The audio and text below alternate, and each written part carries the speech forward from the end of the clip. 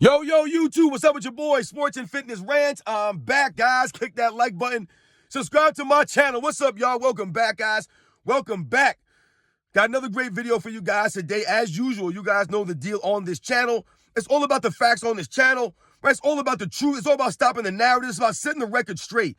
That's all it's been about in this channel, guys. You guys understand that, man. There's never been about hate or tearing down players. That's not what this has been about. You know, when they stop talking and tearing down the past NBA greats, when they stop making up lies and narratives, right? Bending reality, trying to rewrite the history, when they stop doing these things, then we won't have to make these videos. Then I won't have to continue to do this, right? And set the record straight and expose the lies. That's all it's ever been about. So I want to thank everybody out there, man, everyone across the world, everyone across the states, everybody that's been supporting my channel, everyone that gets what I'm doing here, man. It really means a lot, man. You guys showing me the love, supporting me, subscribing, watching my videos, the comments, all that stuff. It means a lot, guys. It really does, man. I'm truly humbled by all the support, man. So thank you to everybody out there. And in this video, we're going to speak about LeBron James. And we're going to speak about LeBron James was never the best player.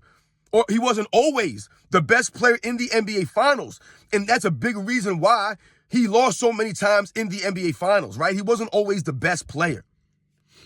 And you guys know what to do, man. Turn the volume all the way up. Hit that play button. Remember, these videos are for educational purposes. And let's roll. So, yes, guys, you know, oftentimes on this channel, we've highlighted many times where LeBron James has failed, right? We've talked about many things about LeBron James that, you know, we attribute to why he's been so inconsistent, right, in his career. I've talked about this a lot, right? His defense has never really been great defensively on a consistent basis, right? So that hurts his overall game, right? We talked about him never really developing an overall offensive game, right? So he's never had a go-to move, right, in the clutch, right, consistently, right? He never had a post-up game or a go-to move, right? So oftentimes, at the end of games, LeBron James is confused, right? We've talked about his fear of the free throw line, right? So his mindset changes oftentimes at the end of games, right? When it matters, in big moments. And all of that comes to a head in the NBA Finals for LeBron James, oftentimes, right? Which is why he's been inconsistent in the finals, right? With a 4-6 record, right? Losing more than he's won. And many times, LeBron James has not been the best player that he could be in the NBA Finals because of those very reasons. So, in turn, he has not always been the best player in the NBA Finals, right? Because as many times as we hear people pump up LeBron James on the mainstream media, and they'll say he's the greatest player of all time or the second greatest player of all time, they'll say things like he's the greatest all-around player in the history of the world, right? He always makes the right play, right? He can guard positions 1 through 5, right? No matter how many times they say these things, they use these narratives, the proof does not show up in the NBA Finals for him, right? He has not been that guy in the NBA Finals all the time. Sometimes he has been, sometimes he hasn't, right? We think about 2007. He was not the best player in the NBA Finals, right? He wasn't the best player on the court, right? That was probably Tony Parker, right? Who would have thought with Tim Duncan and LeBron James on the same floor as Tony Parker, he was the one that would rise up and shine and capture a Finals MVP, right? He would average more points than LeBron James and Tim Duncan, right? Who would think that? But that's what happened in the NBA Finals in 2007. LeBron James did not even average his season numbers. He played below standards. He was not the best player, right? He had all the turnovers, right? His game was inconsistent. He never had a go-to move. So he struggled, and the Cavaliers struggled, and they lost. However, if LeBron James would have been the best player on the court, we can probably say that the Cavaliers may have won that series. If LeBron James maybe averaged 25, 26 points a game like he did during the regular season and played a little bit more consistently, maybe they win that series. Maybe he's the best player, but he wasn't in 07. We think about 2011. right, the next year or the next time that he would make it to the NBA Finals. And we can clearly say that LeBron James was nowhere near the best player in that NBA Finals, although he probably should have been, right? But we could probably say that Dirk Nowitzki was head and shoulders above everyone else in the finals that year. Dirk Nowitzki putting on a show, one of the all-time great performances at LeBron James' expense. All LeBron James could do is stand there and watch helplessly as Dirk Nowitzki torched the Heat every fourth quarter for 3 straight games. LeBron James was the best player on the court. He was not even the best player on his team. That was Dwayne Wade. Right? And like I said, LeBron James should have been the best player on the court. He was at the peak of his powers. He was supposed to be the best player in the NBA, but he wasn't the best player in that NBA Finals. So another Finals where LeBron James did not show up to be the best player, not even the best version of himself, and his team lost. No coincidentally, right? We think about the 2015 NBA Finals, right? Or let's think about the 2014 NBA Finals. Once again, LeBron James was not the best player in that NBA Finals. We can probably say it was Kawhi Leonard, a young Kawhi Leonard, right? Who was still wet behind the ears, unproven, had won nothing yet. No All-Star appearances, no Defensive Player of the Year awards at this time. He was an unknown. He was a role player. But in the 2014 NBA Finals, Kawhi Leonard was able to go toe-to-toe with primetime LeBron James at 22 years old. Once again, not using age as an excuse like the LeBron James fan club likes to use age for LeBron James in the 2007 NBA Finals. Kawhi Leonard outplaying LeBron James. I don't want to hear about the numbers. He outplayed LeBron James. LeBron got a lot of those numbers, those stats, in garbage time with his team down 20. His team down 15 late in games. But if you watch the games, Kawhi Leonard outplayed LeBron James, out-hustled him, just outplayed him and was a better player. His team won. He was Finals MVP. Once again, LeBron James losing another Finals where he should have probably been the best player on the court. Primetime LeBron James, the greatest player of all time, they'll tell you. But he wasn't the best player in that NBA Finals. 2015, LeBron James once again was not the best player in the NBA Finals. Many moments at the end of games, right? Game 2, Game 3, Game 4, whatever game it was. LeBron James is missing shots. He's missing layups under the rim at the end of these games. Right? He couldn't stop Andre Iguodala. Right? Once again, the defensive effort, the consistency of LeBron James is not there. So even though he was missing some shots, right, not having a great time shooting the ball, right? What did he shoot 35% in the series? He wasn't able to lock down guys like Andre Iguodala and impact the game on the defensive end. He couldn't do it. So once again, was LeBron James the best player in the NBA Finals in 2015? I don't think we can say that. He was being out-hustled by Andre Iguodala. I don't even know if we can say Steph Curry was better than him. Maybe we can.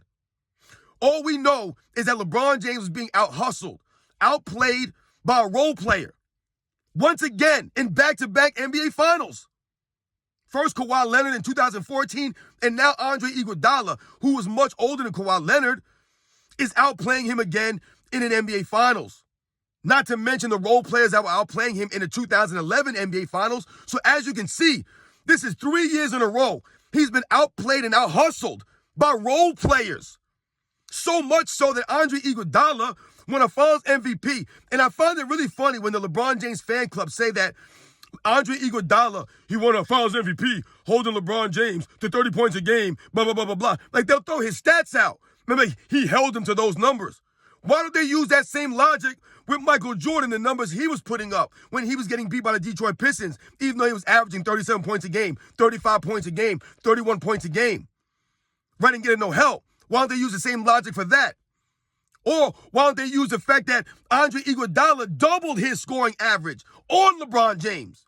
This is what I'm talking about. Why did not LeBron James hold Iguodala down to his season averages? He allowed Iguodala to go from 8 to 16 points in the NBA Finals.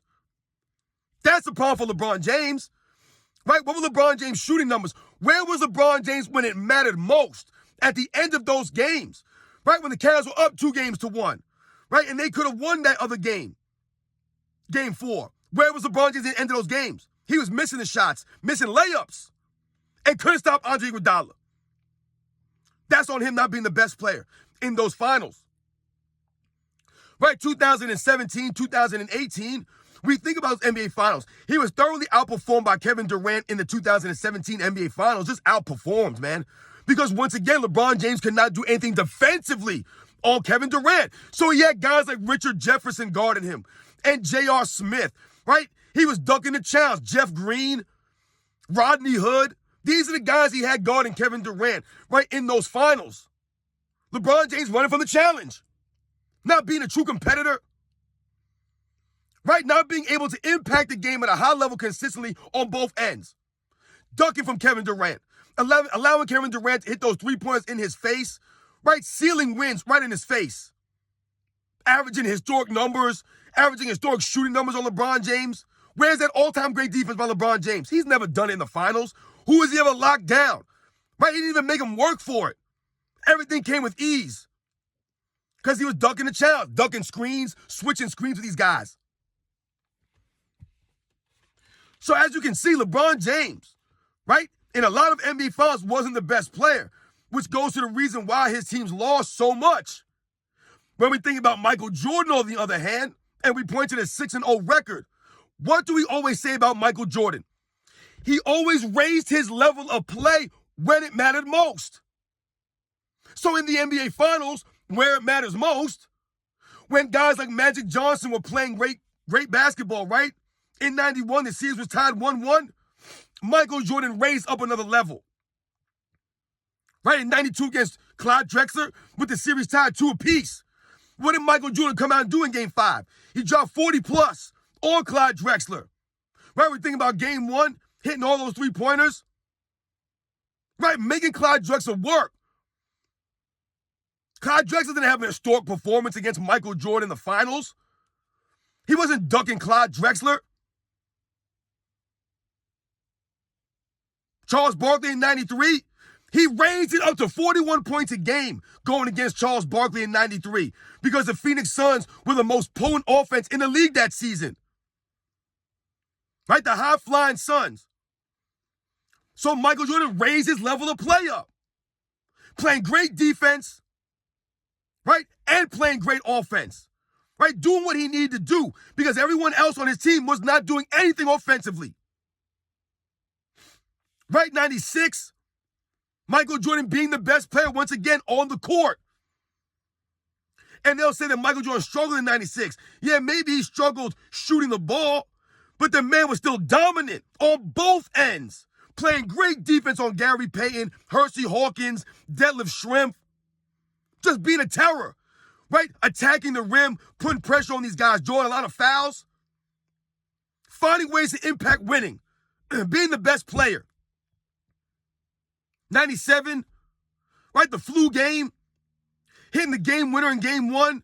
The game winner in 3 in the flu game. The game-winning assist to Steve Kerr. Playing great defense. Being the leader. The best player on the court. Not Karl Malone or John Stockton or Scottie Pippen. Dennis Rodman, Michael Jordan. And the same thing in 98. We all know how it ended. Sealing the deal with Pippen limping around. Michael Jordan was always the best player when it mattered most. He always raised his level of play when it mattered most. The flu game, right? Pippen was hurt. Right? Pippen fouled out in 91, Game 3. 92, Clyde Drexler. 93, MVP Barkley. Didn't matter. Michael Jordan was always the best player in the finals. That's why the Bulls always won. He was always consistent on the defensive end. He always gave the effort. LeBron James has never done that. He's never locked down guys in the finals, right? There's been many times where he disappears, turns the ball over a lot late in games, misses those shots late in games when Michael Jordan hits those shots more often than not. Right? LeBron James not having a go-to move, right? Never developing, man. I don't know how many times I have to say this. The man's never developed an overall game. The ball handling ability's never gotten better. His free throw shooting is still a nightmare. 21st season, and he's still shooting in the 60s on free throw line. Like, what's going on here? You're spending too much time working out and doing nonsense. You're doing fluff stuff. You're not really working on your game. Still turn the ball over, averaging over 4 turnovers in his 21st season. 60% from the free throw line in your 21st season. Never have a go-to move, a post-up game. So late in games, you mess around. You take bad shots. You fumble the ball. You're scared to go to the line, so you pass it away, right? You make the right play, not the winning play. On the defensive end, you're not there, right? Sometimes you are, sometimes you're not. So guys will cook them. You guys know what I'm saying, man. Once again, this is not hate on LeBron James.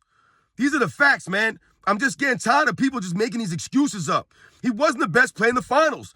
That's why he lost some of those, right? He just wasn't the best version of himself. He's inconsistent. You guys know the deal, man. I'll catch you guys on the next one.